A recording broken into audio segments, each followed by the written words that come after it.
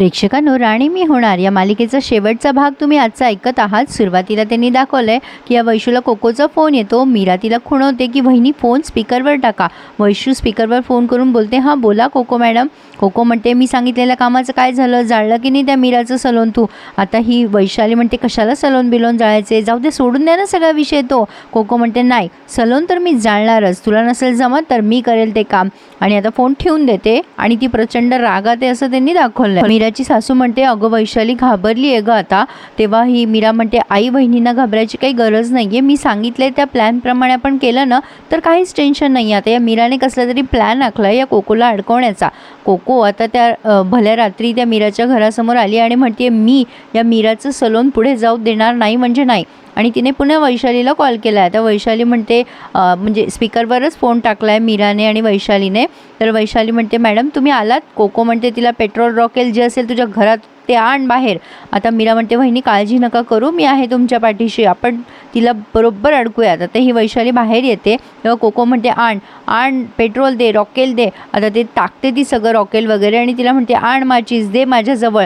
तिला वैशाली विरोध करत असते पण ती ऐकतच नसते वैशालीचं। तेवढ्यात मीरा येते तिथे पोलिसांना घेऊन आणि म्हणते, अटक करा ह्यांना।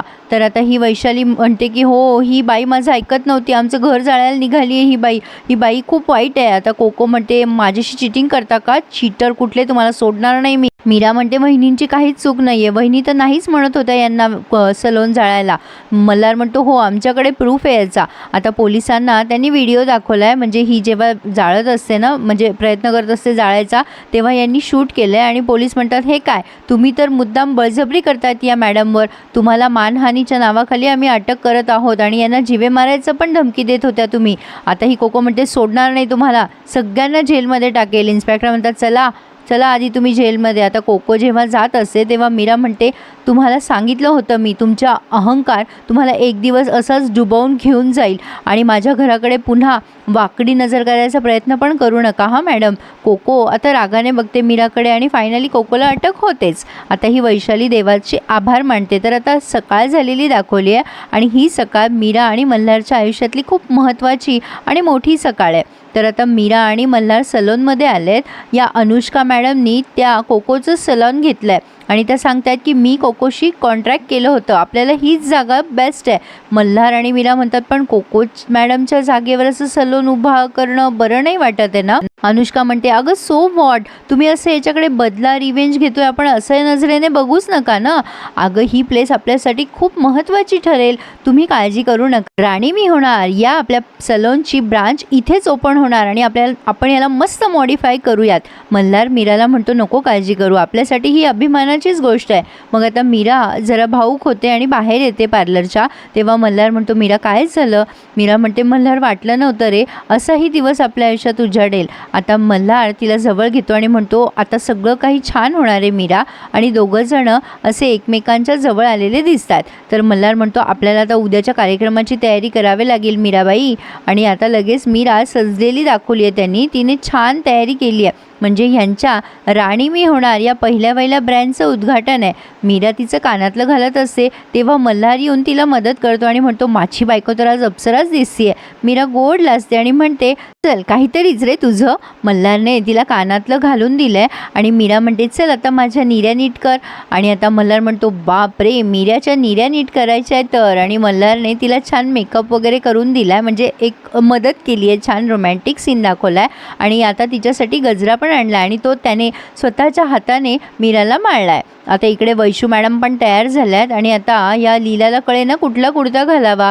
वैशू म्हणते, हे घ्या, मल्हार भाऊजींनी खास कुर्ता पाठवलाय तुमच्यासाठी, हा घाला। आता हा लीला म्हणतो, मस्त आहे ग। आता वैशूला तो विचारतो, तू कुठली साडी नेसणार आहे? वैशू म्हणते, नेसली आहे की ही आपल्या लग्नातली।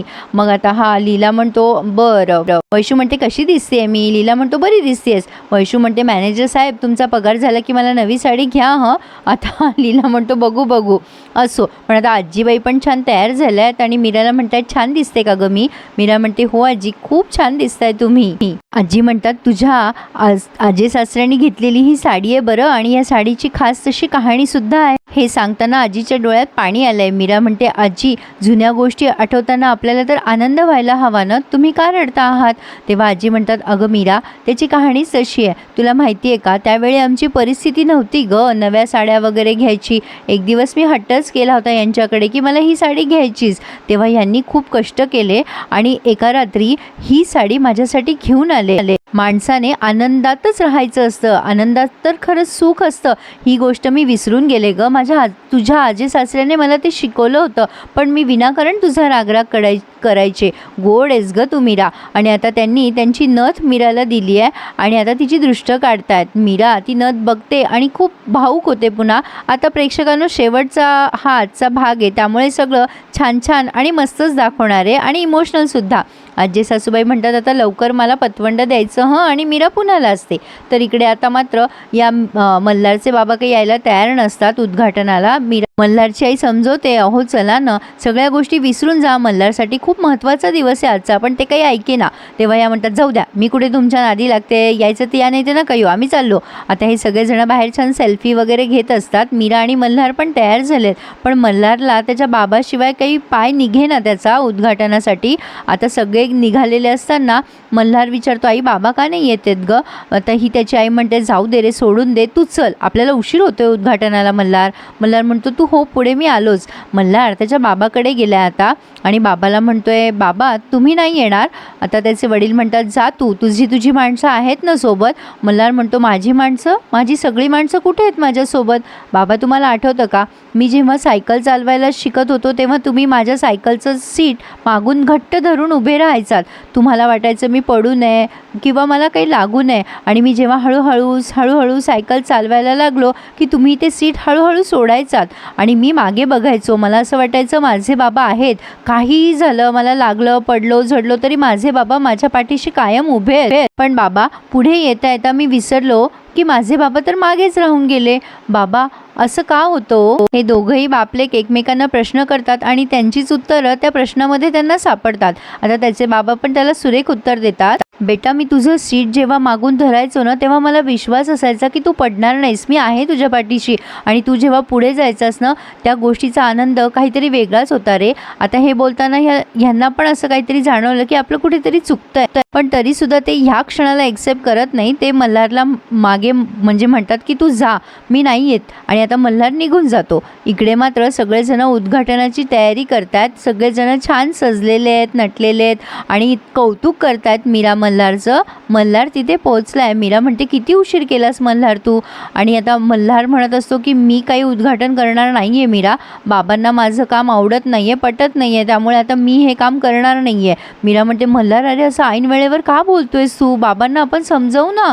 पण मल्हार काही ऐकायला तयार नाही. आता हा छोटासा सस्पेन्स दाखवला त्यांनी.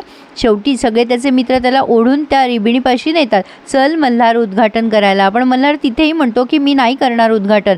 सगळ्यांना येतं टेन्शन. तेवढ्यात आता त्याचे बाबा येतात मागून आणि म्हणतात, थांबा जरा. मल्हारला ते म्हणतात, बेटा मल्हार, अरे काहीही झालं ना तरी मी आहे बरं तुझ्या पाठीशी. अरे मल्हार, तुझा हा बाबा एक टिपिकल मध्यमवर्गीय बाबा आहे रे.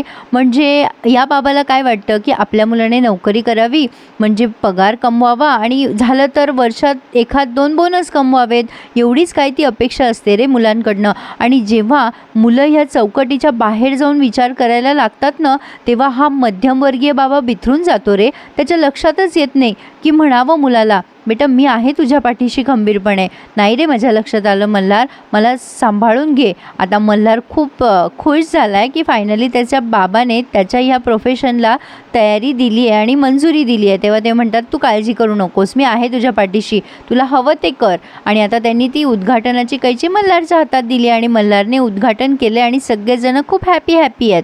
तर थोड्या वेळाने असं दाखवतात ते की मीरा आणि मल्हार सलोनच्या बाहेर येतात. मीरा रडत असते आणि म्हणते, मल्हार तू का यायला उशीर केला होतास रे?